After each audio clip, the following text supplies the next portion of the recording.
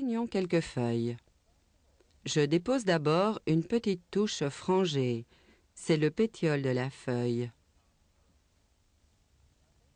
Exercez-vous à maîtriser ces torsions du pinceau, car elles vous seront très utiles pour peindre non seulement les feuilles, mais aussi les pétales de vos fleurs.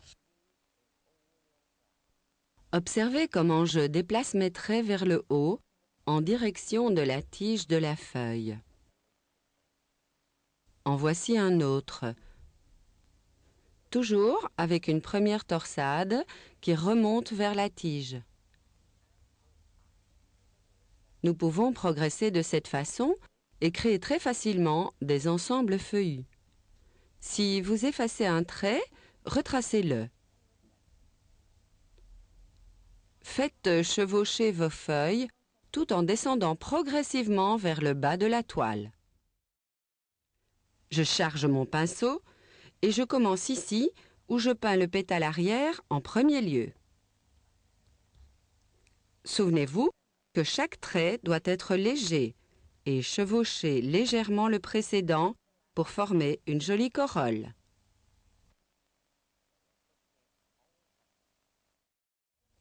Je vais faire ressortir les contours de ces pétales pour leur donner du volume. Je dépose des touches ici et là pour dégager les dentelures.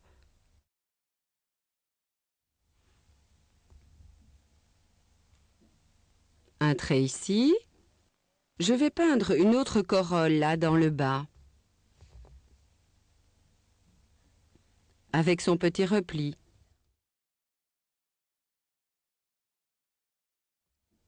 Peignons ensuite les pétales de l'avant.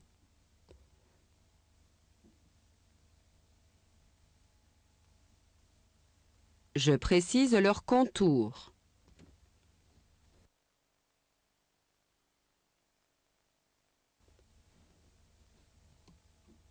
Toujours avec des touches orientées vers le centre. Et nous pouvons ajouter un peu de jaune à notre mélange pour créer des rehauts.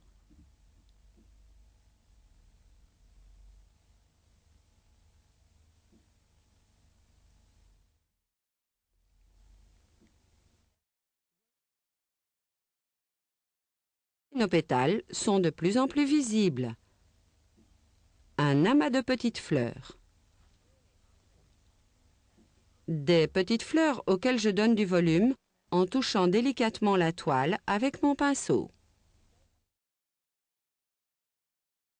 Veillez à nettoyer votre pinceau fréquemment.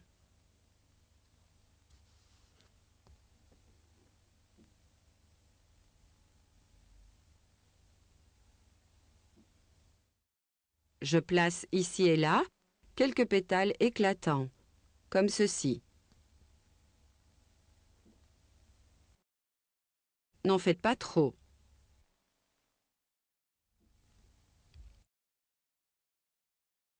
Pour réaliser une marguerite, vous devez peindre les pétales les plus proches de vous en premier lieu. Comme ceci. 3 pétales qui viennent vers moi. Faites toujours cela en premier lieu, puis nettoyez et rechargez votre pinceau. Pour réussir vos marguerites, vous devez impérativement nettoyer votre pinceau après chaque trait. Un trait nettoyé, rechargé. Un trait nettoyé, rechargé.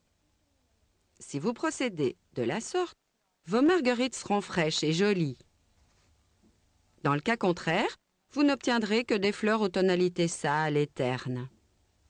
Et voici notre première marguerite à laquelle je vais ajouter quelques petits pétales supplémentaires pour compléter sa corolle. Je dépose cela avec le jaune vers l'extérieur, au centre de mes marguerites. Ainsi. Et voilà. Attaquons le deuxième, toujours en commençant par le haut. Observez que je couvre en ce moment les groupes de feuilles qui sont derrière ces fleurs. Un autre pétale ici. comme ceci. Un autre là. C'est très facile, n'est-ce pas? Enfin, les deux derniers, ici en dessous, avec des traits qui remontent. L'autre à présent.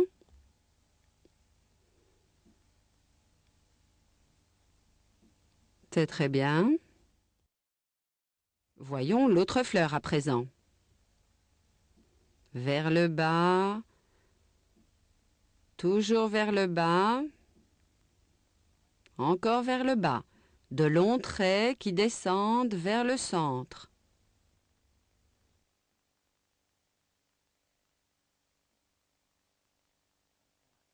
Comme ceci. Ensuite, les pétales extérieurs, avec des touches qui s'incurvent vers l'intérieur. Nous avons vu cela lorsque nous avons étudié la fleur flamenco.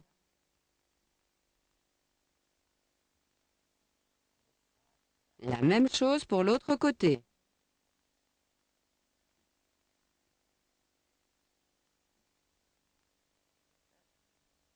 Et voilà.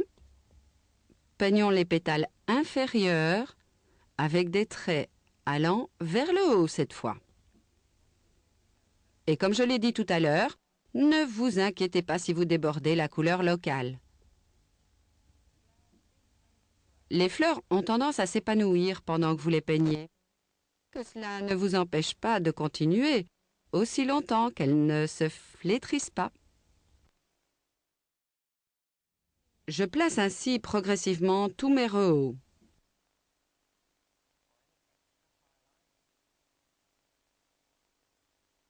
Ce qui donne beaucoup de relief à mes fleurs. C'est très bien. N'en oublions pas quelques-uns sur les boutons également.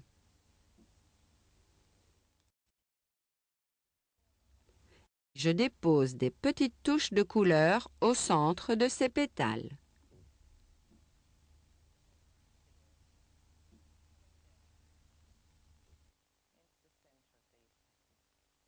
Comme ceci, juste avec le coin du pinceau. Ici aussi. Ensuite, avec l'autre coin du pinceau, je prends un peu de jaune pur que je dépose délicatement pour suggérer le pollen.